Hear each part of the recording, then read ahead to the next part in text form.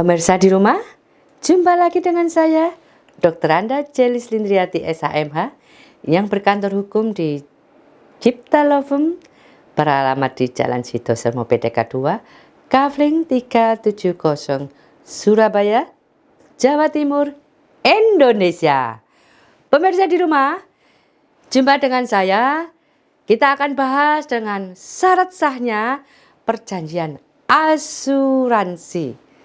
Tentunya banyak sekali perusahaan asuransi menawarkan polis asuransi kepada Anda dengan berbagai macam rayuan. Apa rayuannya? Ibu, Bapak, apabila Anda mengikuti asuransi ini, maka hidup Bapak dan Ibu bak di surga. Karena kehidupan Bapak dan Ibu akan dijamin oleh kita. Kalau Anda sakit, kita akan cover. Anak Anda sakit, kita akan cover. Bahkan apabila Anda meninggal mendadak, Anda akan mendapatkan klaim asuransi yang sangat besar. Dan itu akan membantu keluarga Anda ketika Anda meninggal dunia. Kemarin ada kawan saya, baru ikut asuransi 6 bulan, dia kecelakaan. Ya namanya takdir, mau diapakan. Tapi dia mendapatkan sekian miliar loh. Dia mendapatkan gantinya. Sehingga keluarga yang ditinggalkan merasa terbantu dengan adanya mengikuti polis asuransi yang saya tawarkan ini. Dan banyak sekali rayuan-rayuannya bahwa asuransi adalah jawaban dalam kehidupan keluarga Anda. Sehingga Anda berpikir, oh iya ya, kalau nanti saya ada apa-apa, bagaimana dengan anak istri saya, atau bagaimana dengan anak saya, kalau ada apa-apa saya di jalan, kalau ada apa-apa, kalau saya sakit gimana? Banyak orang dibuat panik agar Anda masuk ke jerat rayuannya dan Anda menjadi salah satu dari nasabah mereka. Pemirsa, kalau ada seorang agen asuransi mendatangi Anda, jangan hanya tergiur dengan rayuan-rayuannya. Anda harus cermat. Anda harus membaca polis asuransi Anda.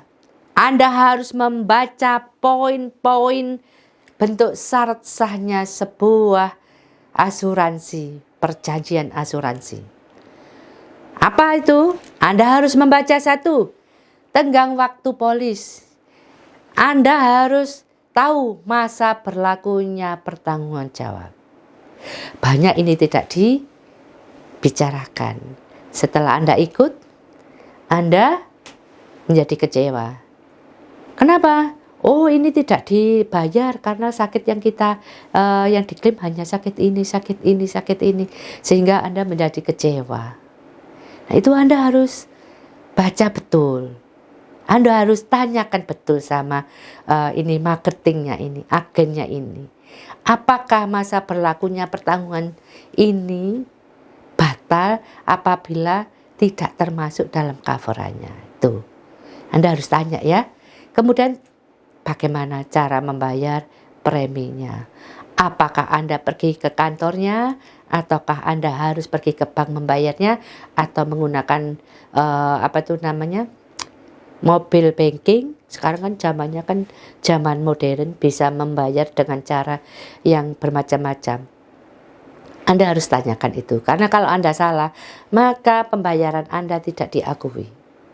Kemarin terjadi contoh, adik ipar saya membayar asuransi.